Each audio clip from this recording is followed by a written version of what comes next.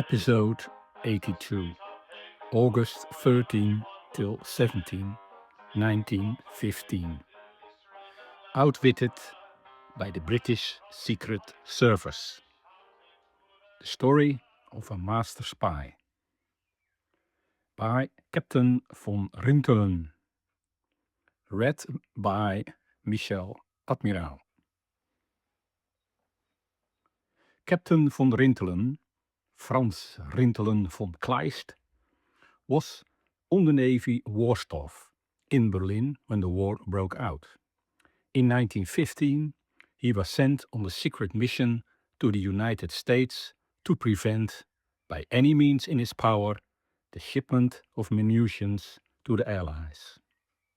He was recalled by telegram to Berlin, but the British Naval Intelligence tracked him down and took him off a Dutch liner in the English Channel. Here we have his own lively and verbatim account of the Battle of Wits, which he fought and lost with the head of the Admiralty Intelligence, Sir Reginald Hall. I again became E.V. Gachet from Solothurn and booked a passage on the Noordam of the Holland-American line. Accompanying me was a man who I had engaged to help me during the crossing. He was a genuine American citizen and appeared in public as my friend. We descended to the dining room and I ordered a bottle of wine to disperse my unenviable thoughts. As I looked around, I received a dreadful shock. Sitting at a table opposite me was a man whom I had well known in Berlin and had often met at dances, Count Limburg-Stirum, of the Dutch branch of the family.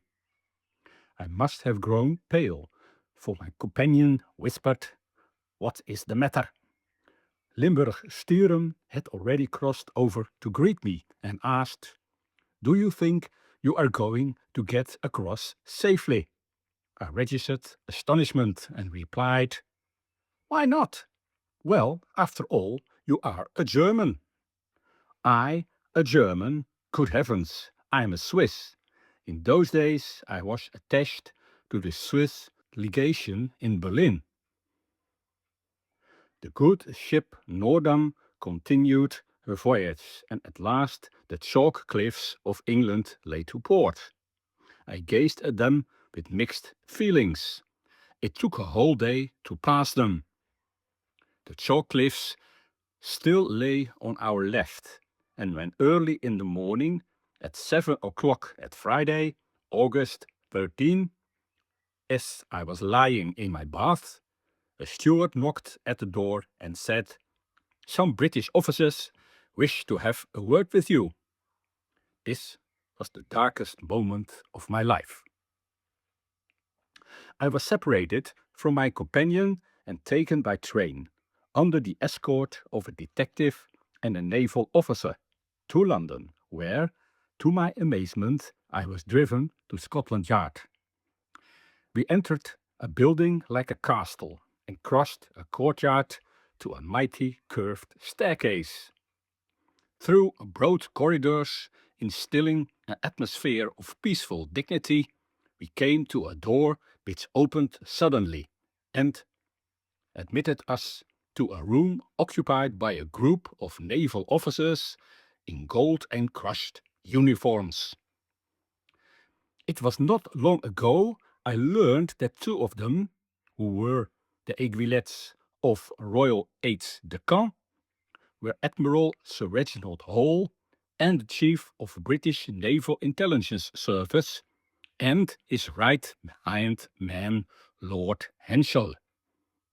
To the left of the fireplace stood a heavy table, behind which sat the Chief of CID, Sir Basil Ponson, wearing horn-rimmed spectacles.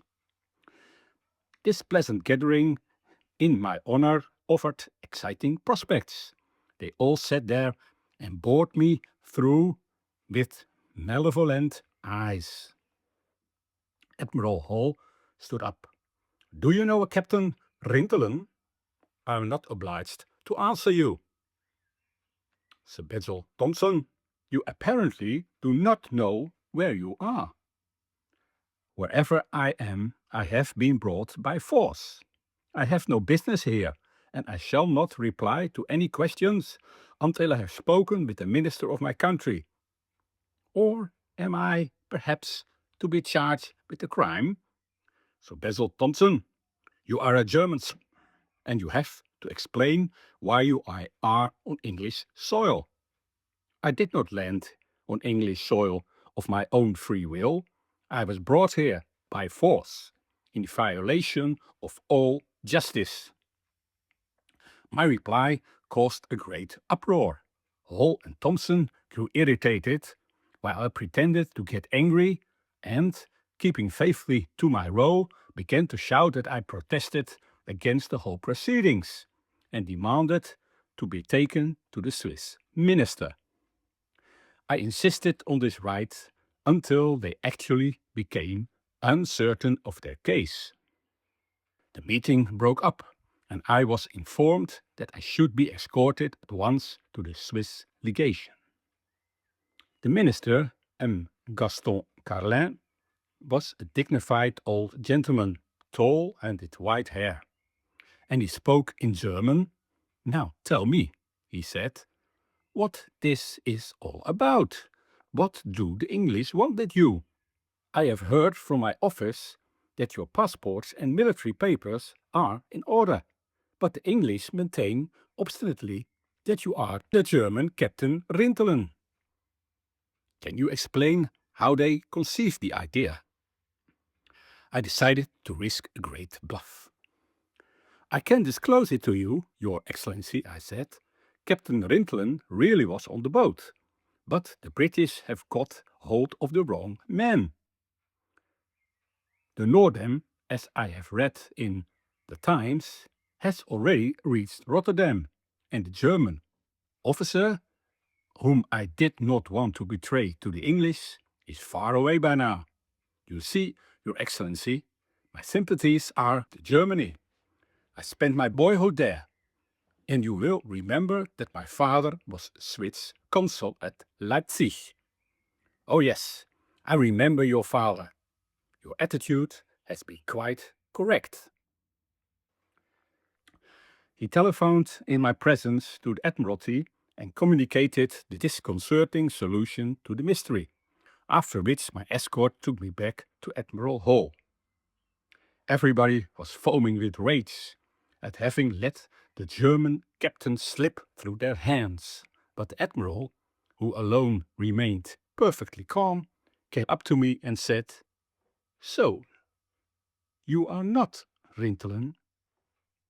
I gave all explanation to my minister. Nevertheless, I was not immediately set at liberty. I was to be kept in custody until the evening of the following day, and should then be allowed to resume my journey. 2 adjutants were attached to me, a naval commander and a detective, and I took my quarters at Hotel Cecile. I felt that the battle was won and ordered a drink. Nothing could happen to me, and I only had to wait for the settling of a few formalities. I began to wonder how soon I would be in Berlin. My 2 companions sat at the adjoining room, with the communicating door ajar, so they might keep an eye on me and see that I did not escape. I walked to and fro and heard them conversing. Suddenly a remark was dropped which made me prick up my ears and listen intensely. "A special inquiry in Bern by the British legation?" "Yes, it isn't merely a consular matter. Admiral Hall has specifically asked the legation to find out whether it is possible that Emile Gachet is now in London." I had heard enough to know that my position was serious, that I had lost the fight. and a minute before I had been convinced that I had won. I raced round the room. The legation in Bern was bound to discover that the real Émile Gachet was living in Switzerland and could not be now in London. When the English knew that, I should be in a hole. I reasoned as follows. As I had been the only passenger, with the exception of the American, to be examined and taken off the boat, they must be aware that I had embarked on the Noordam in New York. And if they knew that, they must possess information concerning what I had been doing in America. That meant that a blow had been struck against us in the United States, which I had only escaped by my departure. When the answer arrived from Bern, I should be regarded as a civilian and sent back to America in custody, where a disagreeable welcome would wait me. Whatever happened, they would not let me go, so it was better to be a prisoner of war than to be sent to an American jail. After I had rapidly reviewed the situation, I knocked at the door and said to one of my warders, "Excuse me, is it possible to have a word with Admiral Hall at once?" "I don't think so." "What do you want? Is it so urgent?" "Yes, it is. Admiral Hall will be highly interested in what I have to say to him." "Well, tell me then." "No, I cannot do that. I must speak to the Admiral himself." He went to the telephone. It was already 8 in the evening, but the Admiral was still in his office and prepared to receive me at once. Rain was streaming down as we crossed the courtyard of the Admiralty. Hall was standing in his room and asked, "What brings you here at so late an hour?" I stood to attention. "I surrender." "What do you mean? We have just wired to Bern on your account." "That is why I have come. It's no longer necessary." "What does all this mean?" "Captain Rintelen begs to report to you, sir, as prisoner of war." The Admiral dropped into his seat. He gazed at me, rocked a little in his chair, then sprang up and clapped me on the shoulder as he growled appreciatively, "That was well done." He tore open the door to the adjoining room, called in Lord Henshaw and said, "Let me introduce you to our latest prisoner of war, Captain Lieutenant von Rintelen." Henshaw turned on his heels, went into his office and returned with a bottle and 3 glasses. "Sit down," he said. "Let's have a cocktail to get over the shock." "You are fond of cocktails, aren't you?" "What do you mean? How do you know that?" Henshaw replied, "From New York." It was growing late, and the 2 officers proposed that we should dine together before I was sent to a concentration camp. We drove to a club to which they both belonged and entered the dining room in which a large number of British officers were sitting. "I wonder what they say if they knew who you were," Henshaw remarked. The Admiral sized the table in the corner where we could be alone and talk quietly. He and Lord Henshaw naturally had a lot that they would have wanted to ask me, and in order to make me loquacious, they told me things which gave me a thrill of horror when I listened. Certainly, they did not reveal any important secret. They were only, in their own view, giving me a few details of the word-embracing activity of the Naval Intelligence Service. Yet it grew clear to me that the whole of the war we had undertaken practically nothing without the British Secret Service having previously acquired information on every occasion about our intended moves. I spent a long evening with the 2 Englishmen and learned a lot of which I had hitherto been ignorant.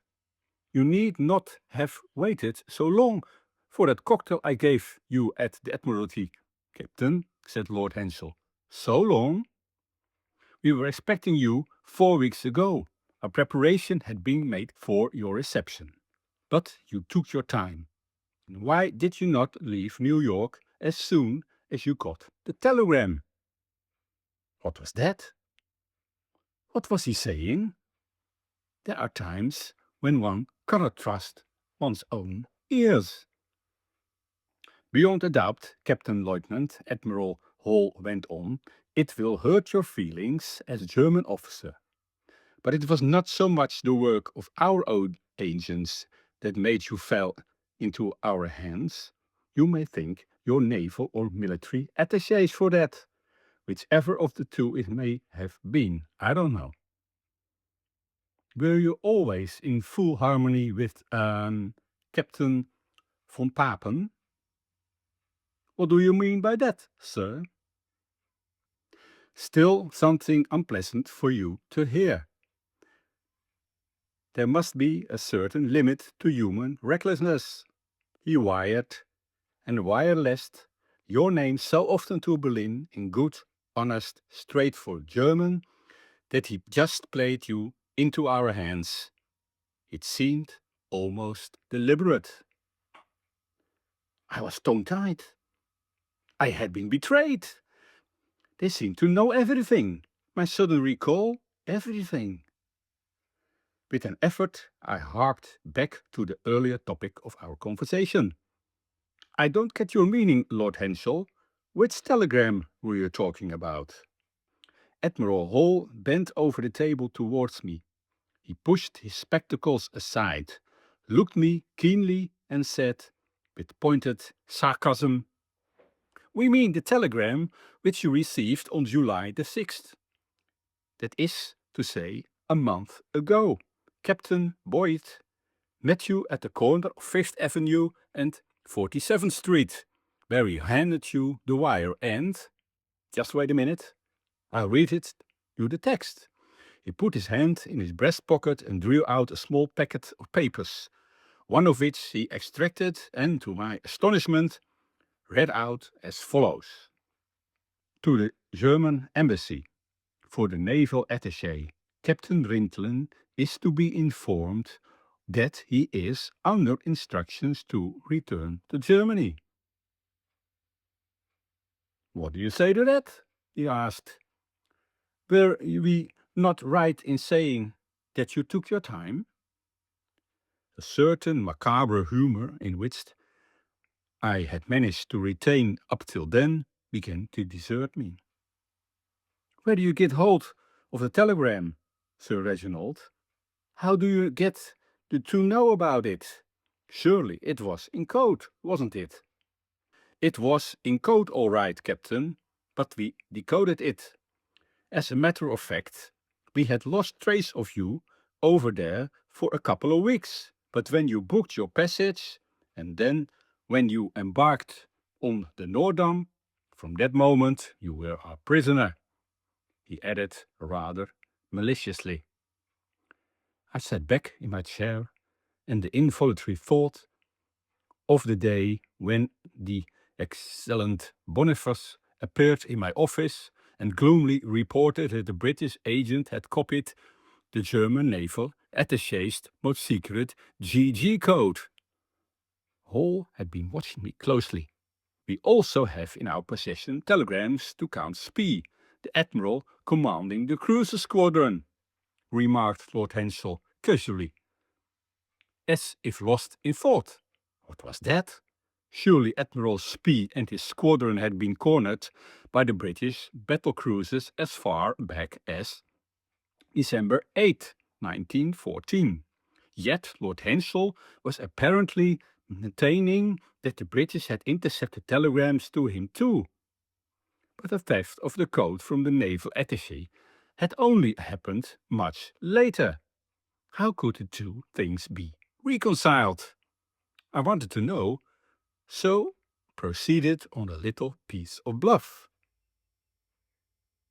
But you only had the code copied long after December 1914. Hall shot out at me. When did you say we had the code copied? It was a trap. He was obviously wanting to find out whether I knew when and how the code had been copied. I made rapid calculation. I was a prisoner of war in England. As such, I should certainly find some means of getting information through to Germany pretty soon. But I had to have details. Could it do any harm if I told these two officers here and now that I knew how the code had been stolen?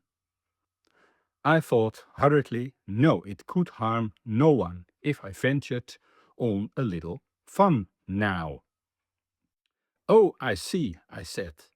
You mean that affair in New York, when you put that young woman on the secretary at the embassy? Well, every child has heard of that.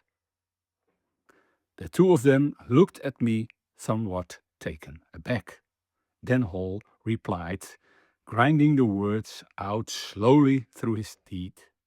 Every child has heard of that, has it? In that case, you can explain to me why they are still using this code in Berlin. There we had it. A painful silence followed, during which wild ideas coursed through my brain. I was tormented by horrible suspicions. So Pepin had telegraphed my name quite openly. Had he had a finger in this pie? I had long been afraid that it could come to this, though I had, as a matter of course, sent a written warning to Berlin immediately after my conversation with the naval attaché. The code is in enemy hands. Don't use it any longer for telegraphing. Change it as quickly as possible. I knew from certain sources that my message had reached Berlin safely, but apparently nobody had taken any notice of it. It was enough to make me weep. The healthy faces of the two Englishmen regained their serenity, and Hall went on. You gave us no end of trouble at that time, Captain. We had found code first. We had fished it out when the cruiser Magdeburg went down not far from Kronstadt a few days after the beginning of the war. The captain had thrown it overboard.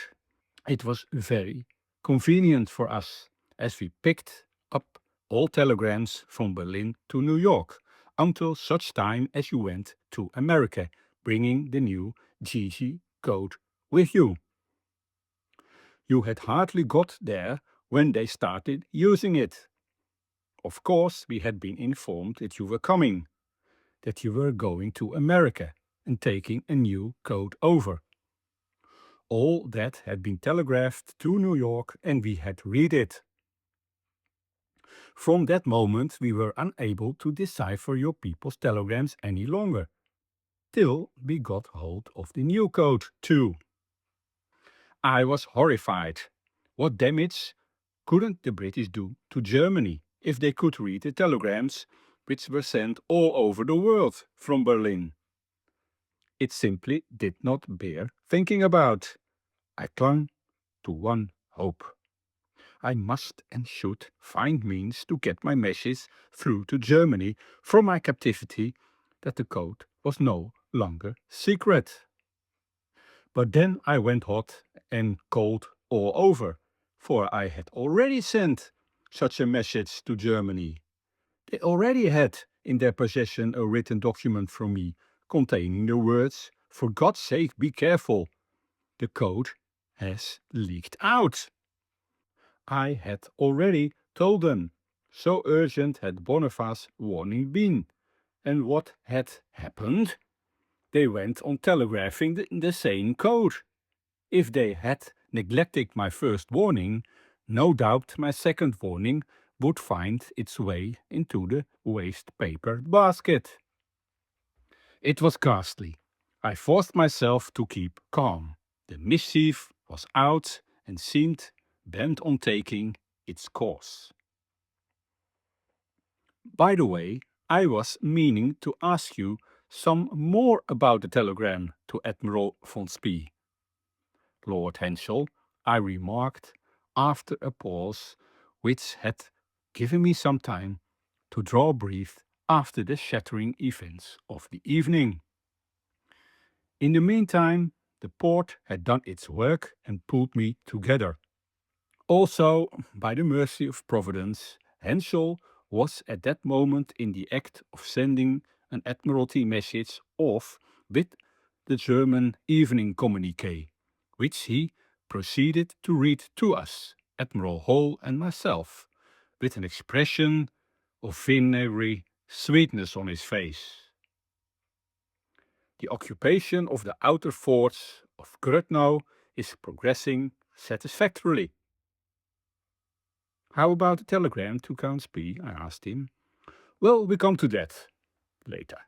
At my flat, perhaps. It's time you left here. If you have no objection, we'll just have a whiskey and soda at my place before the military authorities take charge of you. As from midnight, you are in their hands as a prisoner of war.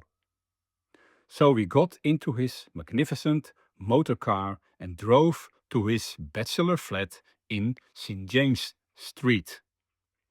I looked round his study with some surprise. I expect you must know all of these people, Henshaw remarked. Yes, indeed. All round the walls and bookcases were dozens of silver-framed photographs of German princes and princesses. When one has served for years as a lord-in-waiting, Henshaw smiled, and one day peace will break out again between us and their highnesses over there. The present was forgotten, and we exchanged memories of the peaceful days before the war. Meanwhile, Admiral Hall, always chivalrous, had composed a telegram to my people in Germany to relieve their minds on the subject of my absence. I'll handle the telegram in to the American embassy tomorrow morning, and the day after your people will know that you are in good hands, added the Admiral with a grin. 10 minutes to 12. Damn it. Lord Henshaw sat down at the piano. Now's your last chance. What would you like best, my poor friend?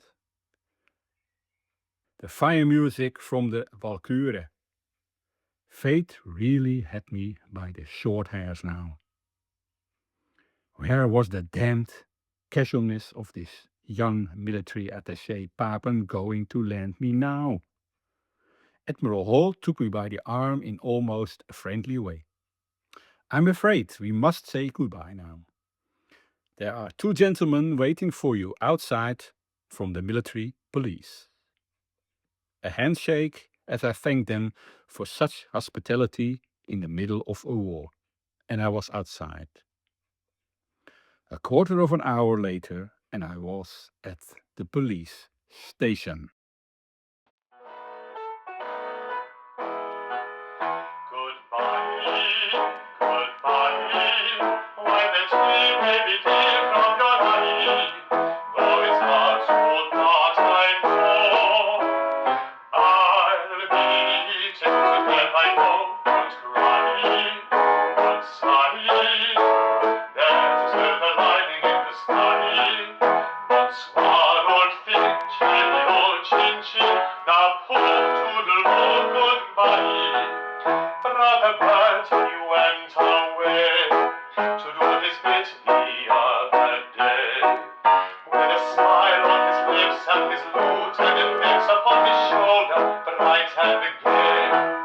As the train moved out, he said,